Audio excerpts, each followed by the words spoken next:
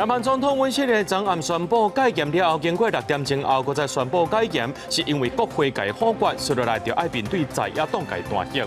一行9个人的爬山团行早起，伫金瓜石附近的山区，互连落来石头击到，造成1个人死亡，3个人受伤。复兴学院发起接力护台湾的活动，队伍行到彰化，有不少支持民众到现场收听，大声喊出保护台湾。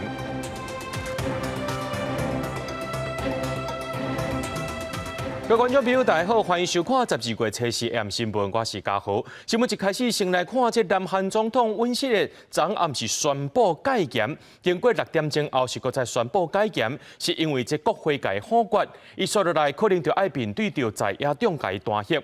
根据着这南韩媒体报道讲会宣布戒严是这国防部长金良宪来改建议的，也那执政党是要求讲要甲这国防部长换人。目前上届新的消息是，这金良宪已经向总统来证实，而且向民众回信的。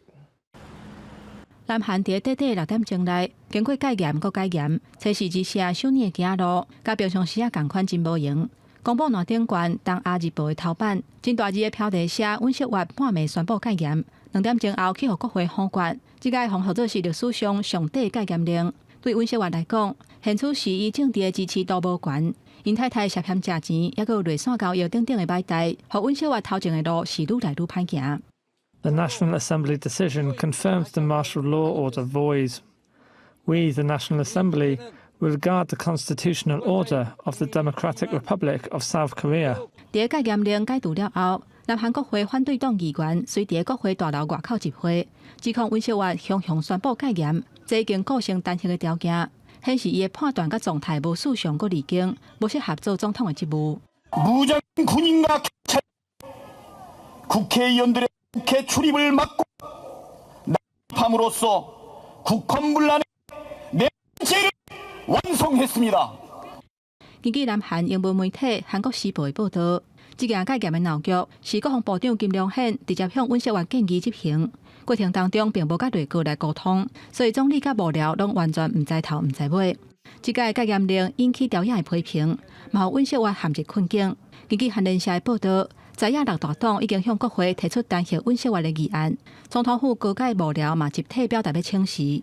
目前南韩执政的国民力量党已经达成共识，解除国防部长的职务，也有内阁总辞。为了避免武装军警甲直升机进驻国会，这种防真惊吓的场面搁再发生。南韩国会事务总长金敏基宣布，为即时开始禁止国防部的官员甲警察进入国会，避免国会议事运作受到阻碍。公司新闻张淑芬编译。虽然讲这场6点外钟的这个戒严呢，或者国会动落来，有关引起民众不满，有民众上街头示威抗议，讲这是国体，也有人发恼讲会回去到过去这威权统治的时代。美国讲因进前拢无听到任何风声，也无接到南韩请求援助的消息。首尔街路群众示威，因家标语顶悬写尹锡悦落台。韩国百姓经过真短暂的戒严，亲像梦境共款，来紧去也紧。虽然目前全国各地机关、银行、学校拢正常运作，教育部也伫半暝宣布所有课程甲活动拢照常。不过，佫较侪人要也是总统尹锡悦最初宣布戒严时阵的动机。 예전에도 없었던 그런 독재 시대로 다시 돌아가는 것 같고 너무 이게 무슨 나라 망신인가 싶기도 했어요. 国会已经投票通过戒严违宪无效，不过代志未安尼就准拄好。在野共同民主党爱尹锡悦落台，各党派国会启动弹劾。 윤석열 대통령과 이 정권은 내릴 수 있다라고 문제를 제기했던 거고 실제 이렇게까지 빨리 이러한 상황에서 할 줄은 아무도 예측을 못했습니다. 내란죄에 해당하는 중대 범죄를 대통령이 저지른 것이 아니냐. 因为尹锡悦的戒严理由甲北韩有关系，美国表示对南韩向宣布戒严，事前唔知影。我认为对部署伫韩国差不多2.8万的美军造成任何重大影响，所有当局也无提出援助请求。 We were not notified of President Yoon's announcement in advance. Secretary Austin and the Department of Defense continue to monitor the developing situation in the Republic of South Korea. The United States is in close contact with the ROK government to learn more. 对韩国真侪人来讲，这摆宣布的戒严令唤起因对1980年军事统治时期的记忆。这是南韩40多年来第一摆戒严令，虽然时间真短，不过带来震撼煞真大，也互密切合作朋友袂负欢迎。公视新闻恩文英报道。南韩总统文錫悅昨暗宣布戒严令6點鐘後就結束啊。當日出訪嘅總統賴清德隨指示國安單位掌握相關嘅信息，確保國家安全。也那立法院民進黨團有發文，講台灣等咧抵擋黑暗嘅惡勢力，向解脫組是伫威脅在野黨停戒嚴，引起國民黨團和民眾黨團嘅批評。行政院長杜英台下晡就表示，講台灣嘅民主發展是袂當行回頭路嘅。南韓總統文錫悅週三暗時宣布實施緊急戒嚴令，軍隊進駐國會，緊張嘅情勢加懸。雖然6點鐘後就結束，不過是已經驚動國際。總統賴清德登去拜訪馬小妮，第一時間就指示國安單位掌握相關嘅信息，確保國家安全。韩国国内只要进入一个比较不稳定的阶段，会不会对于韩国国内的社会安全秩序产生一些影响，而去影响到国人赴韩，不管是我们的侨胞或我们的留学生或观光客的一些人身安全。蔡明干表示，后续爱观察南韩的政治情势，敢会牵连区域整体的安全。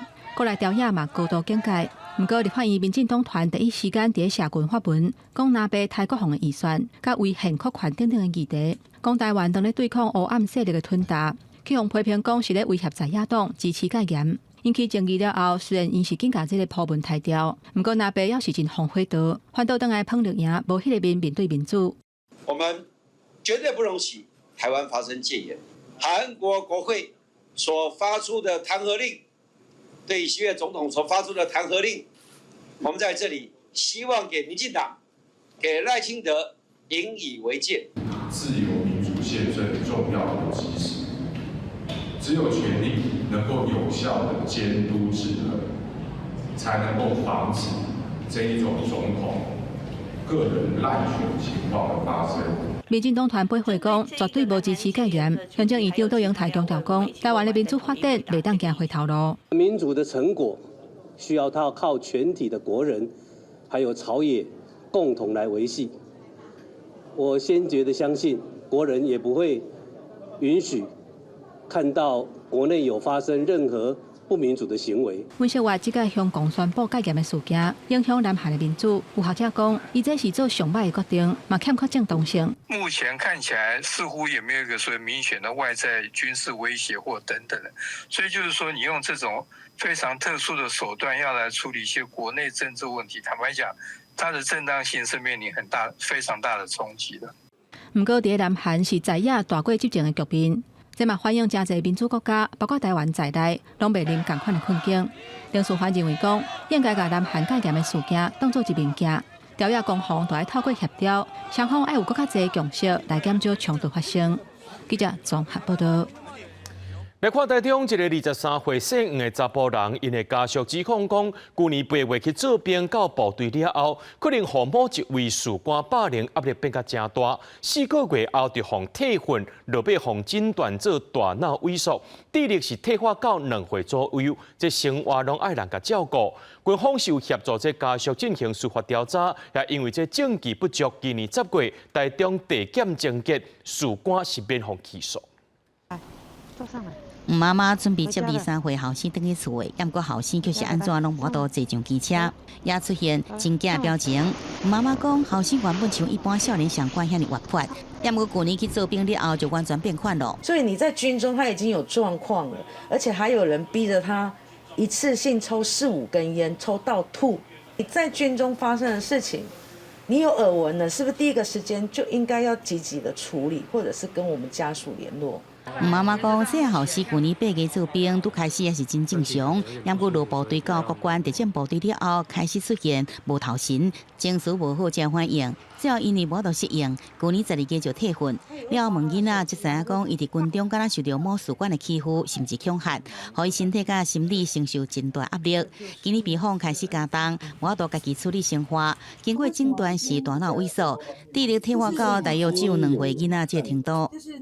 本案是在今年5月由單位主動移送司法偵辦釐清，並且在10月5號的時候由台中地檢署偵結不起訴處分。校准部尊重司法侦结的结果。家属今年4月提出申诉，军方也协助家属进行司法的调查，不过因为证据不足，这个事件无起诉，让家属是感觉真无奈。军方讲会尊重司法结果，会落实官兵的照顾甲严格内部的管理，并且和家属必要协助。记者综合报道。劳动部爆出霸凌的案件了后，即马司法部润成建设司司长郑明忠，也互人指控讲也对得当人大细声，甚至用口责来甲人恐吓。郑明忠本人表示，伊会接受调查。那部长黄江南是回应讲，调查报告伫12月11会出来，伊会好好来处理。公部门霸凌案拓烧到各部会，司法部向标出润成建设司长郑明忠哪像有霸凌情形，称在甲下司大声匹配叫甲骂，对话内底毋但讲屁想，阁看人无目的，甚至用口舌评比来吓惊公务人员。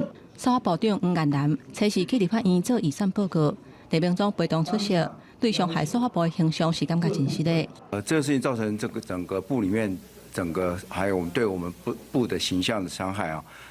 深感抱歉。那我会深自检讨，然后接受调查。因为部里面已经成立专案调查小组，我会接受调查。启动调查，我们有外部专家委员，昨天开始调查，那1个礼拜之内会有结果。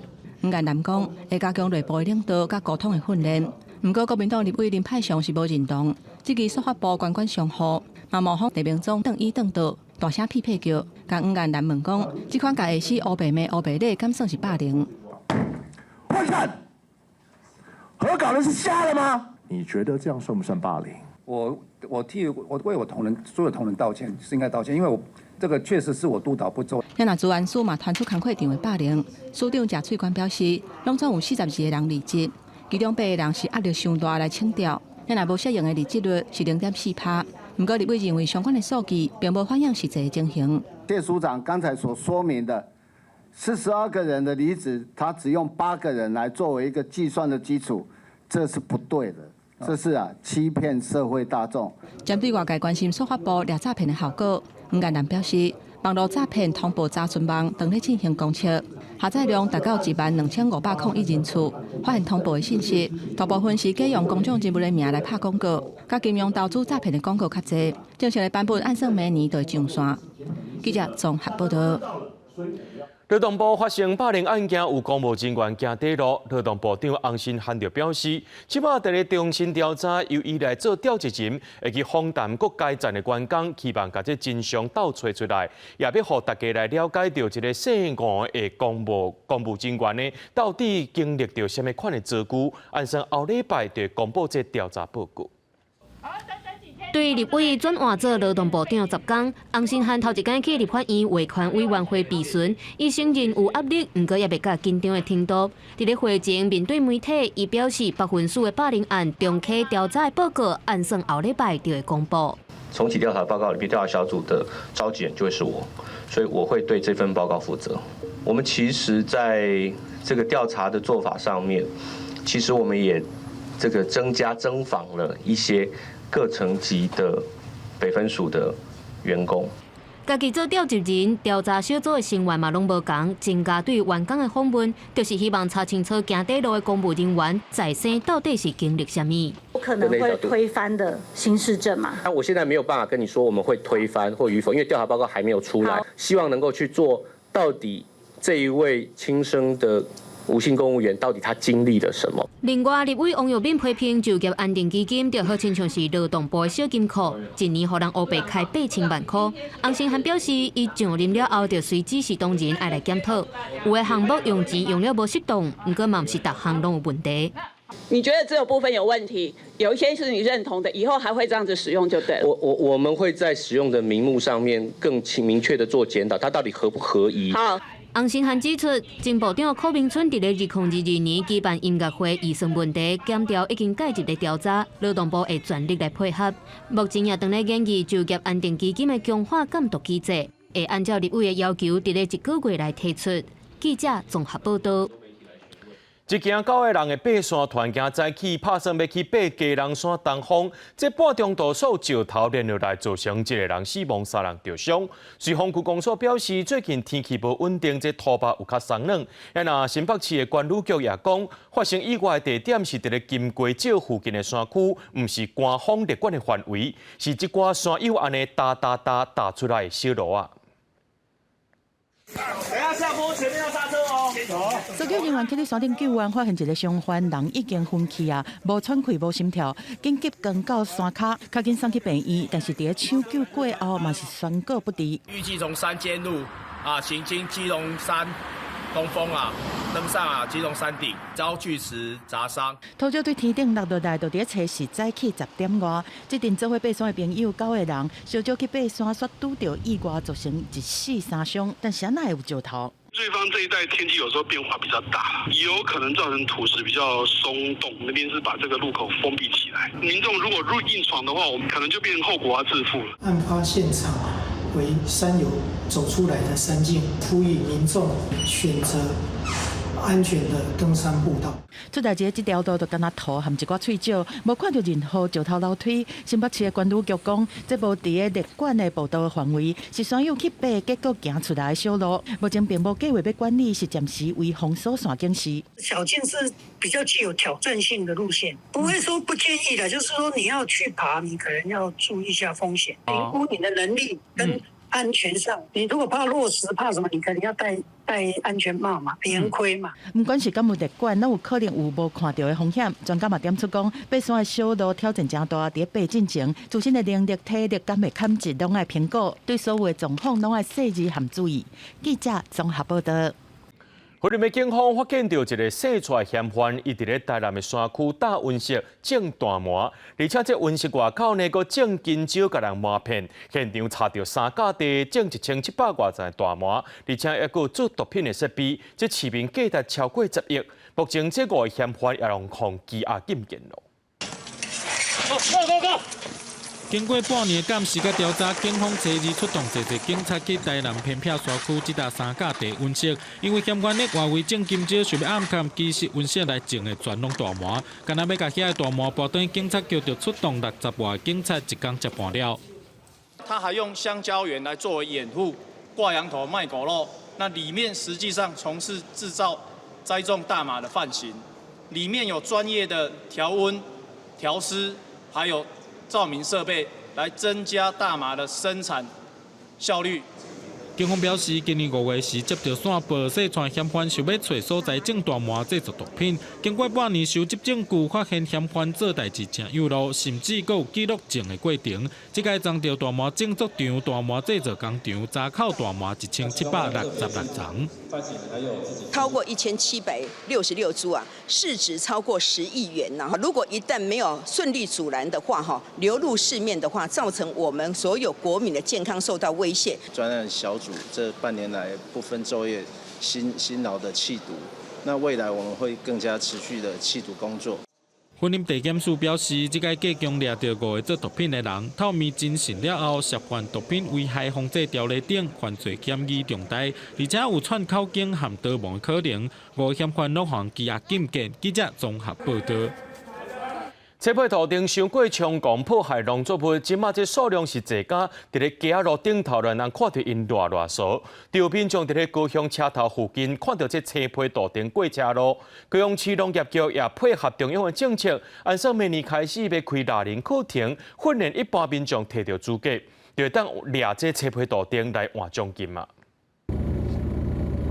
车道顶慢慢爬伫马路顶悬，民众车衫伫高雄火车站附近，看到车道顶直过马路，因为附近有一块真侪杂草的空地，怀疑可能是伊的车地，但其实车道顶更较接出现伫凤山溪泽公圳顶溪流的岸边。鬼拢真侪，哇，有足大只的咧！我感觉是越来越多了，而且越来越大。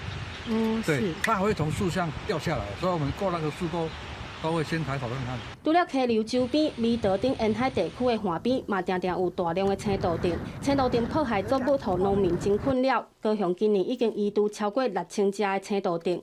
农业局除了办说明会，互民众了解青豆顶的习性。嘛会伫明年配合林业署推广民众受训移除青豆田的政策，开设青豆田的训练班。依据中央农业部日前定出的移除政策，民众如果经过训练取得猎人资格，猎捕成功可以获得奖金。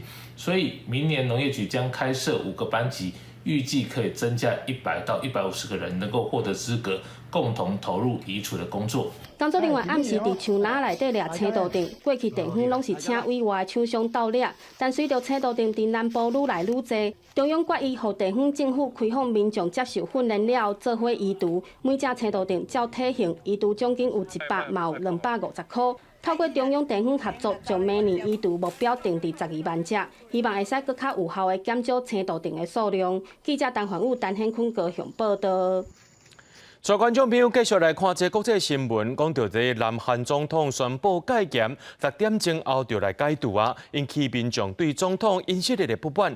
南韩上界大的工会，也就是民主劳总，决定要发动这无限期的罢工示威，要求因的总统就要落台。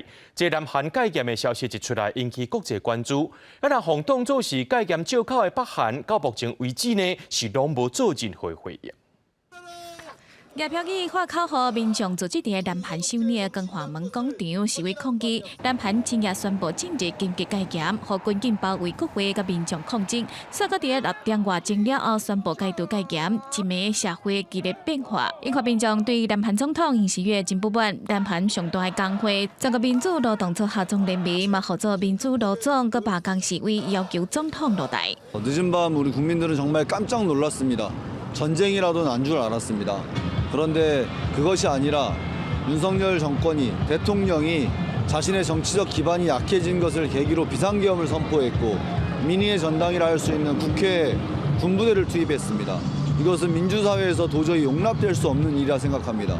对面戒严，和南韩社会陷入现代民主历史上上严重的局势。南韩股市一开盘就落盘将近2%，韩票汇率嘛跌到2档内的新低。民主劳总谴责尹锡悦行为危险，表示无限期的罢工一直到尹锡悦落台为止。以后尹锡悦当作戒严借口的北韩是无任何反应。北韩媒体调中社的网站测试消息，只有报道北韩国内的消息，对南韩政治的变化无关心。南韩参谋长联席会议嘛证实，无发现北韩有任何异常的活動。日本的首相石破茂對此表達密切關心後續嘅發展。韓国訪問についてはまだ何ら具体的に決まっているものではございません。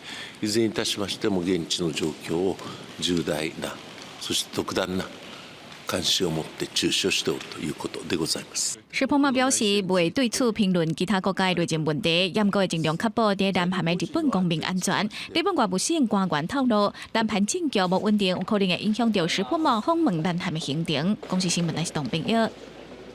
咱的總統賴清德出訪友邦來到第5天，今仔日是去到圖瓦盧進行訪問。今年也是兩國建交45週年，也簽訂太平洋電纜合作意向書。咱今年也是頭一屆和美國、澳洲、日本、紐西蘭等國家做伙來出錢建設連接圖瓦盧的海底電纜，解決到圖瓦盧網絡基礎建設的問題。這商用的小型飛機降落圖瓦盧，總統賴清德出訪南太平洋到第2友邦，機場響起咱國國歌，賴總統也佇咧唱。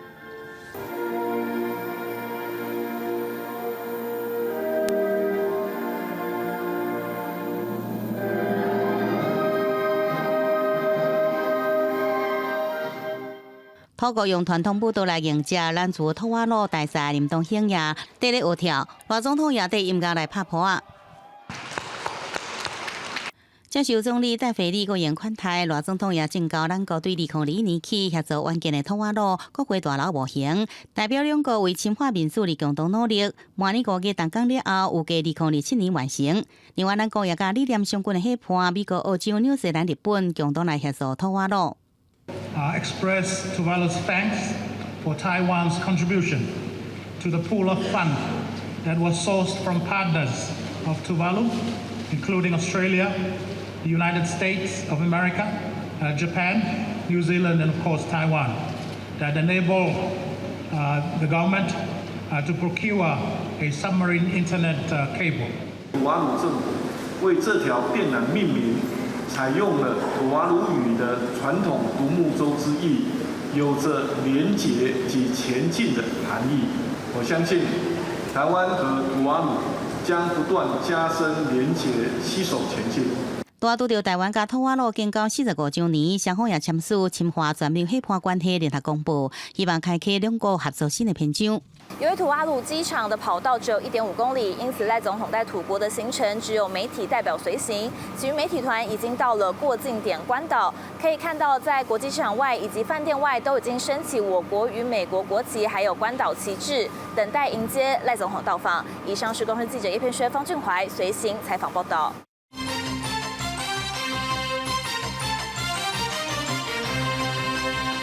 咱台湾的民间团体乌琴学院发起接力护台湾的活动，要用行路的方式来表达守护台湾民主的立场。今日是呢，这队伍是行到彰化，有不少支持的民众到现场收听，大声发出保护台湾的决心。护台湾，护台湾。民众伫中华火车头前大声喊出守护台湾的口号，由民间团体乌琴学院发起的接力护台湾活动，11月30位高雄出发，要用9天的时间行到台北。拜三日时，队伍行到彰化市。虽然天气小热，但是支持者表示，大家共心团结，守护台湾的感觉真好。斗阵的人哦，来行这段路哦，咱感觉足欢喜的，嘛感觉足有信心的啦。希望我会当用我家己力量甲台湾的自由民主会当用阮的双脚甲传落安尼。这个资料吼，咱看到的、听到的，拢无一定是正确的。这个活动咱出来外口，安尼守护台湾行一阵，可能伫路会拄到足侪无共意见的人，安尼咱就会当互相讨论。乌琴学院表示，中国这几年不时用各种手段压迫台湾，希望透过群众的力量，提高民间防卫的意识，表达捍卫台湾主权的决心。主要是要向社会还有国际，就是宣告台湾人抵抗意志台湾人不是那么的灰心丧志，台湾人会保护我们自己的土地，不向强权屈服，台湾人已经做好准备了。主办单位表示，因路有不少自发性加入的民众，有人家己制作标语、野旗啊、声援，徛出来守护台湾。目前路途已经行一半，预计伫初8这天行到上尾站台北，完成380公里的接力步练行动。最后会伫台北华山园区用人阵摆出英语 Defend Taiwan， 向世界展现台湾人守护台湾的决心。记者杨淑晴彰化报道。前总统马英九邀请中国学生来台湾交流，不过咱的学生团体说讲，这个访问团有真侪行程呢，拢无事先公开，也拒绝甲台湾的学生讨论一寡自由民主的话题。学生团体就质疑讲，这访问团是假交流，目的是要替中国宣传。手提标语对中国学生访团发声，反对因中国台北的讲法。最近访团来一位中国复旦大学的学生，受媒体访问的时，讲出中国台北队，引起台湾学生的疑虑。台湾学生团体指出，这个访团这行程事前无公开，嘛引起真侪争议。针对这次的中国参访团来台，各校学生进行跨校串联，我们提出3点诉求：第一，拒绝假交流、真统战；第二，捍卫交流的言论自由；第三，恪守对等、尊重的双方交流。学生团体讲，这个访团以交流的名义来台，但是无公开访团的行程资讯，提出因唔知有中国访团要来，主办单位也无安排台湾学生互相交流。学生团体认为，一般若咧做国际交流，应当是向外国朋友展现台湾的特色，所以学生团体希望未来若有机会，会当带访团参观台湾自由民主的地标，深入了解台湾出名的人权历史。我们在学校的图书馆前会纪念6·4天安门，也会在陈文成广场纪念抵抗党国暴力而牺牲的前辈。我们非常乐意和中国同学分享这些台湾的政治抵抗史。参访行程是没有被公开，让任何学生去参与。如果要展开一场交流的话，那至少他们也要显出他们想要有交流的立场。民主、人权、自由，我要对等交流。学生团体认为，访团并无展现出想要交流的态度，只是想要做中国的大外宣。学生团体强调，理想的国际学生访团交流，主办单位应该要安排平等的对话机会，而且事前就要公开资讯。记者李玉凯台北报道。就说文化部有举办几多场的国家基建发展会议，讨论到台基政策推实的现状。不过有真侪民间的台基推广团体是认为，这个会议台基政策推实的力头也是无够，因就决定伫咧12月之前要办一个全国台基政策民间会议。若要邀请中央部会来参加，也要开放民众报名。希望这个会议呢，会当正做民间甲政府之间交换想法的平台。今年7月到10月，由文化部、全民会、体委会等等单位举办的国家基建发展会议，讨论国家基建发展法施行了后，国家基建的发展状况。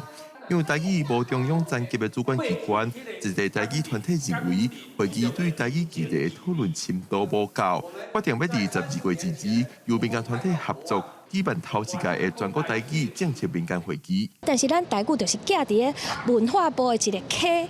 一个科内面啊，几个人安尼，你讲人嘛无够，啊，这资源拢无够，这过去咱就是一直讲想要来反省这件代志，想要检讨。啊，政府伊可能想要做嘛，唔知影要安怎起头嘛吼。民团表示，台基目前欠缺中央主管机关，好像关注民意有关民会，客机有客委会。这届全国台基政策民间会议的主办团体之一，台湾台基路协会指出，因长期争取全台基教学的台基学校，通维持台基家庭囡仔的基建环境，但是因为无下部会资源来整体支持，是真扼杀。亲像文化部因已经开始有注意到这点，有这个台基家庭的相关政策送出来，但是咧教育部这边放伫咧台基的资源也是足少的，咱若是无用台语来做教学语言的学校，安尼这个语言就是伊是无可能救会活的啦。除了台语囡仔的教育问题，会议也会针对台语转型正义、台语教育检讨这块面向来检讨现行的台语政策。民间团体邀请文化部、教育部等等中央部会参与，也开放民众报名参加，按生拜五开放报名。因希望这个活动通成做民间甲政府之间交流台语政策想法的平台。记者李淑凯台北报道。台南有教保员拜托做法警的朋友翕影片，这影片的内容是甲这囡仔问讲你敢有乖，若准无乖就来警察局，引起家长的不满。教育局认为讲这教保员虽然无威胁的意思，不过这款的做法确实是无妥当，所以要求这个教保员就要去上见习课，而且也要交报告。不想待在教室就来警察局。我每天都会问老师。就是这支影片，警察穿制服问囡仔敢有乖，若无想要踮入咧教室，就来警察局，互囡仔有够惊。台南一间幼儿园因为囡仔较活泼，教保员讲袂听，就去找司法警的朋友来录影做临时演员，直接点这个囡仔的名，甲教师。这个我觉得不是很妥当，因为他还那么小，那他没有办法去判断事情的完整性，不适当啊。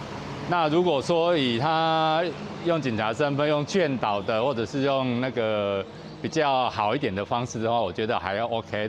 大部分的家长感觉无妥当，教育局有接到通报去调查，认为教保员的做法确实无适合。对实务的角度，过去确实有类似的教育方式，不过即马幼儿教育是愈强调同理心，也法警录影做临时演员，恐惊嘛会违法。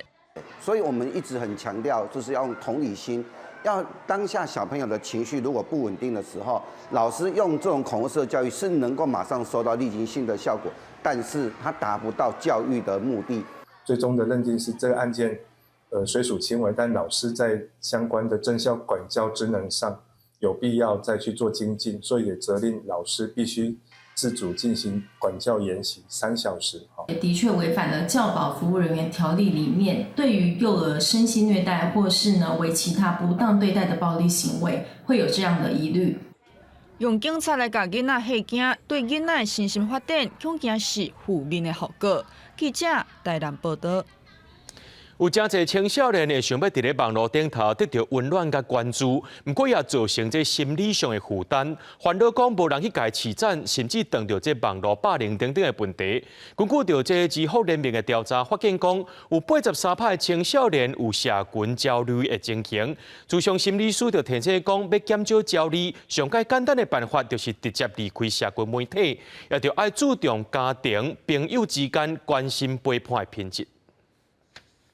青少年使用社群媒体为着要交朋友、甲心情放轻松，毋过煞嘛造成青少年会开始烦恼无人家饲赞，朋友出门煞无来相招，也是惊有人伫网络顶悬讲家己的歹话。根据智福联盟的调查发现，有83%的青少年捌出现社群焦虑的状况，这甲这个世代自细汉就开始长时间使用社群，接触网络世界有关系。很多孩子都自称，他们大概10岁就可以拥有手机，11岁起他们就开始创社群的账号。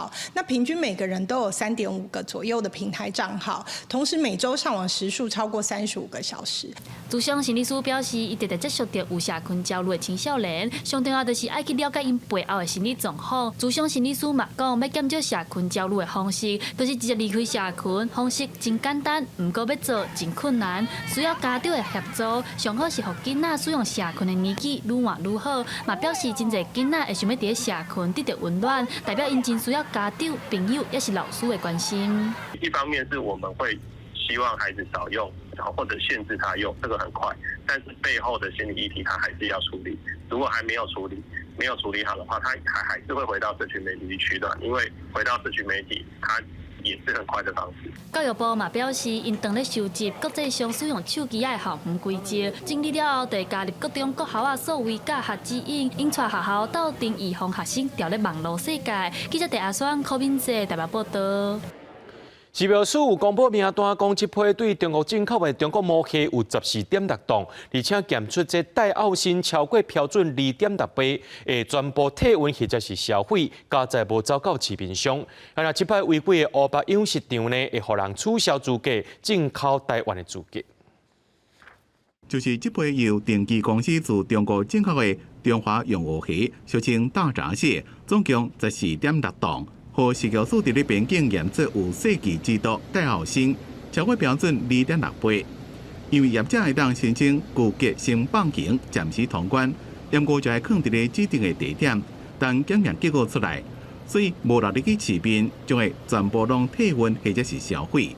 拒绝出去以后，我们会去监控它放在哪里，我们会跟车来，押着车子到那个拒绝地点，让它放好，拍照，然后锁起来。食药署讲，中国的大闸蟹并不是第一遍被验出带奥辛。伫2023年，有一批6400公斤入来了被验出带奥辛。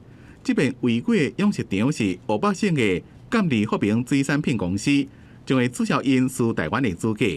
目前符合输往台湾的中国大陆的大闸蟹养殖场，只敢剩16间。迄那动物科的医生是警告讲，民众若是无顺利去食到有毒的毛蟹，恐惊有肝病变加致癌的风险。它在短时间大剂量吃到带奥辛，它就可能会有一些皮肤病变、肝脏的病变。那如果说它是长时间，可是低剂量吃到带奥辛的话，它可能就会增加各种癌症的风险。食药署强调讲，针对中国的大闸蟹进口的边境管制措施已经做几多年啊，以后也会继续的每一批拢查验管理，来保障民众食安的问题。记者综合报道。南投埔里有民众伫卖场买一袋这关庙面、沙面的时阵，所几落只虫仔扑出来，检查其他地的这个关庙面也有共款的情形。南投县卫生局就表示，因为这生产地是伫台南，已经请当地卫生局进一步稽查，业者也讲也已经把这批货升落价啊。民众拆开包装，将面落鼎来煮，要甲面糊起来时，却发现鼎底铺出几落只虫，惊甲伊唔敢继续食。我就是把那个面捞掉之后呢，我再煮第3包来看，第3包没有，可是第4包我就发现说里面竟然有虫浮起来，它是完全密封的，怎么会有虫在里面？而且非常恶心。然后我看了一下那个，仔细看一下外包，就是其他的包装里面的面，我发现还是有虫在里面。我先是详细一看，发现其他也未拆开的面，嘛有咖啡色虫伫咧内底。搁转去卖场看架仔顶悬讲品牌的面，也有累赘状况。五甚至初二到南投埔里的卖场买一款关庙拉面，保存限期也未到。却出现糖伫咧内底，正期品管出问题。南投县卫生局接到通报，表示因为生产的地点是伫咧台南，已经函请当地卫生局前往调查。已经立即派员前往稽查，查核现场作业环境及原料的卫生，如果有缺失，将要求业者限期改善。业者出面表示，出现糖的原因可能是原料端的面粉内底有烟假糖的糖卵，因为糖卵真细，无法度完全禁除。在生产品了后，又搁因为仓库的环境湿过乱，才会补出来。我们都还是要再往前跟往后嘛，就是因为我们作为中介生产端，我们是现在要去理清这个状况，但是这个我们能确定说，它不会是在说我生产的时候虫跑进去。业者表示，已经请通路商将产品落价，也会进行仓储，也搁有运输流程的检验，卖确认感染原料出问题。也台南市卫生局表示，已经派人稽查，若有确实会要求即时改善，若无会当以违反食安法处2亿以下的罚款。记者综合报道。寒天时啊呢，是这保育类动物高明鹰的生产期，所民众为着要翕这高明鹰照顾养囝的画面，就用手电去甲烧去甲了乱。林业署家己分署等单位呢，初三暗时伫现场掠着6个搅扰着高明鹰的民众，也依照着野保法甲上班。事实上，这款的行为会影响着野生动物，无法度顺利生产。受于适合一透早用野肉夹物件甲饲，收容的高明鹰活动力阁袂歹，因政人民和社协的人员用加强的光甲照。林业署烦恼因健康受影响，甲因送去野生动物急急站。先前有收获民众的举报，在台南归仁区沙仑农场以及2人溪流域，分别都有民众骚扰草鸮的情形。那昨天夜间，我们在这一次的联合查缉行动中，查到了6位的行为人。有鸟仔红行甲刺过来，树边仔的草看起来有风清过。林业署家己分署环保7大队，初三半暝到台南的沙仑农场查缉，发现社协的人员用加强的光线来干扰高明鹰生团，照野保法会当处1年以下有期徒刑，故意也是变科6万到30万的罚金。有朝半暝和兄弟姊妹做伙在练大石啦。高明鹰是伫要绝种的猛禽，主要是分布伫台南新化和高雄基山这地区，是台湾唯一一个会伫涂骹做秀的鸟头鸟。全台估计敢若500只尔。烦恼高明鹰防惊扰，保育人士对生态地位一直无愿意讲。但几当前沙仑农场因为科学城的开发案洪灾，竟然变做唔加人士的声协地点。围在那个地方，青鸟它即使捕捉到老鼠，它也不敢下来喂。我们就有耳闻，有几个巢位因为这样子就繁殖失败。长时间这样拍照的话，有可能会产生永久性的伤害，生存甚至是觅食就会受到影响。社协有可能会危害鸟类的健康，造成生态失败。学会呼吁民众莫为着要等还是练习去惊扰鸟仔，留互这个伫要无去的物种生存的空间。希望政府加强管制来阻挡社协的歪风。记者综合报道。唔通为着要点来扰乱着这野生动物，来看逐年寒冷的时阵呢，这台东拢有大鸟会来过冬。今年伫咧台东市的海滨公园有一只真罕见的冻原豆干，伊唔惊人伫咧草埔找食的，毋过会惊狗仔。台东县的野鸟学会着呼吁民众徛远远看着好，唔通去共搅扰。远远看草埔一只探头亲像鸭的动物，最近这几天出现在台东市海滨公园，身躯有铺白色的毛。一般人看到就是鸭，或者是牛，不过伊唔惊人。若是拄到附近有狗，赶紧马上就飞走。这几天都有看到它、哦。对啊，很老单了啦。拢伫遮，拢无啥惊人哦。人佫足紧的，你甲翕相吼，伊嘛袂走。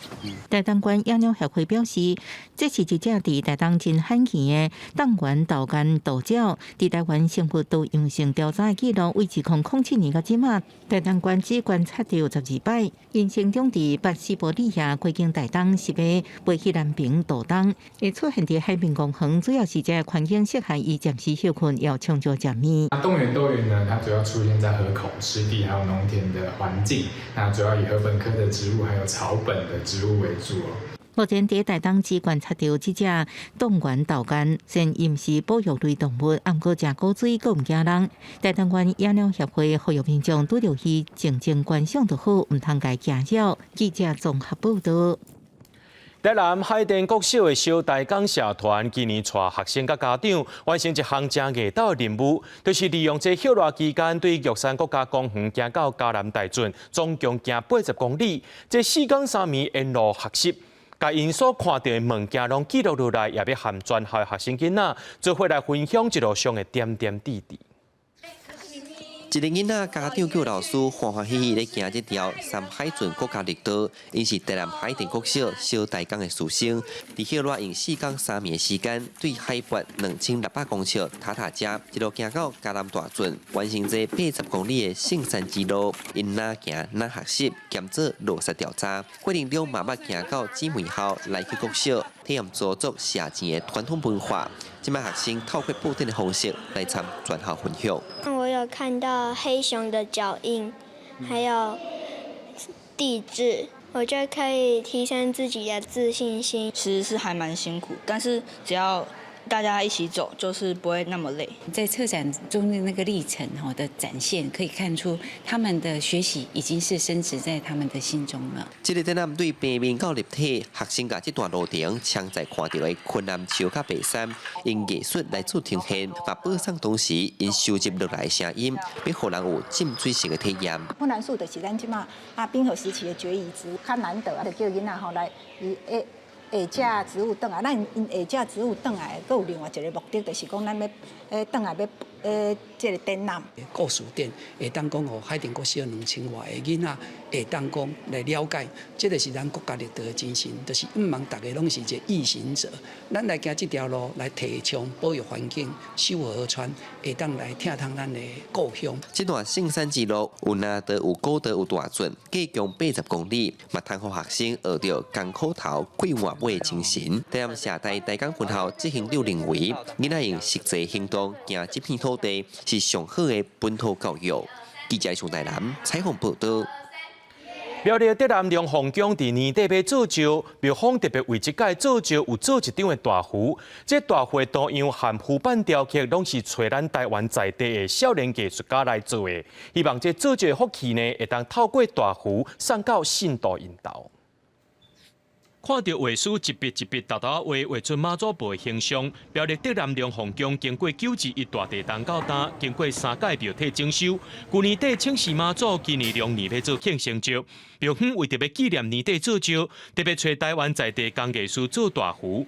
大符的图样找台湾在地画家先设计过，呈现出传统大符的气味。委员甲信徒就讲建议着，咱要做石，就爱做一块大符啊。庆生期间好少，互咱所有的信徒摕倒去厝的，庇佑着咱这个信徒啊。这个浮板呢，嘛是着咱龙宫这文物保存之一啦。见大符，如见着新尊的意思，以传统的这个浮板的板来做出发。只是讲过程当中，甲庙方来讨论。比如讲庙方伊希望以大妈祖的这个图样来做设计。我画这张图的目的，就是要来做这个浮板，所以画完了后，必须搁经过雕刻的部分，所以讲这个线条袂当画到伤复杂。伫较早经济较无遐富裕，信徒若准备到去金身，就会当请大符登去厝内面奉祀。大符的设计会有主神护法等神明的图样，为了要互大符会当传播出去，才用浮板来做印刷。若浮板的寸尺甲材质要做到外又拢有相对要求。阮即摆使用的是台湾的小蓝茶。那为什么会用台湾小蓝？是因为台湾小蓝的茶丝会较油啊。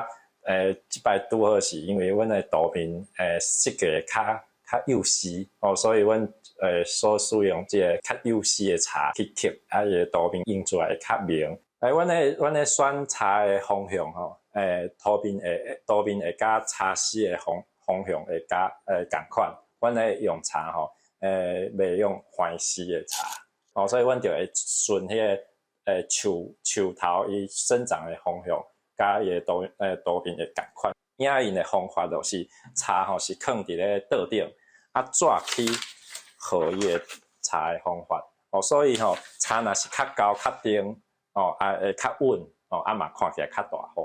中航局利用年底做招机缘，邀请台湾在地少年工艺师来制作，也个做浮板。除了用大壶甲妈祖的福气送出去以外，也伫一届做招特别来留下一项有文化意涵的本本。那支持台湾工艺师，也支持着台湾文化的传承。记者郑家豪综合报道。各路这野生动物和人类一直有冲突。在印度呢，就一只象走去田里找食的，民众是惊甲要死。那在法国呢，农民是认为野狼会伤害到因饲的精神啊，因是要求政府会当允准伊甲这野狼断死。像伫田内面行来行去，民众敢若敢远远啊看尔尔。这只象礼拜是装入去印度的东部，一块田内面互动作不受损，村民真惊。सब कोई डरे हुए हैं क्योंकि आसपास घर है ना इधर तोड़ने में अगर बहुत नुकसान हो जाता है ना इसीलिए हर कोई डरता है इसीलिए रिक्वेस्ट कर रहा है जल्दी से जल्दी निकाल लो जल्दी से जल्दी निकाल लो 伫附近树林区的管理员已经到现场，目前正在想办法把这象赶出庄仔头。即卖因为象的生态地渐渐拢互占掉，象拢入去人生活的范围咧找食的，伫印度是愈来愈常看到。印度的农民惊象，伫法国大概是惊狼。专门保护野生动植物的白云公约委员会通过提案，甲普龙的保护等级对严格受保护降到受保护。部分农民是欢迎这个决定，因为狼会攻击牲口造成损失。目前法国政府已经补贴农民设置防护网，而且准因自卫性断死龙者。但是有真侪农民一直认为讲安尼无够，进一步要求爱有防性断死，主动垃圾普龙。On arrive à un moment où les loups attaquent devant nous, ils attaquent à 10 mètres, à 20 mètres, à 30 mètres de nous, en plein jour, au milieu des chiens, avec des meutes de 7-8 chiens. 不过，环保人士是指出讲，扩大抬笼者会破坏狼群的社会结构，有可能造成狼群的行为更较歹预测，造成牲口的损失更较严重。而且自然生态已经真脆弱，无应该个人为的干预，互狼群可能搁一摆来绝种。普龙是欧洲的原生物种，嘛是食物链正顶悬的掠食者。过去伫人类持续捕杀之下，野生的狼伫法国是完全灭绝，这嘛造成食草的动物是过度生态，冲击生态平衡。1992年开始，狼群搁一摆入去法国，成长甲真紧。目前差不多1000只，爱安怎防范损失，搁卖伤害动物，确实是一个难题。公司新闻由派准编译。新闻最后，带观众朋友做伙来看明仔载的天气。今日台北、桃园、新竹对18度到23度。苗栗、台中、彰化、南投、云林对17度到26度；嘉义、台南、高雄、屏东对17度到29度；宜兰、花莲、台东对18度到25度；平湖、金门、马祖对15度到23度。还有未来3天气象。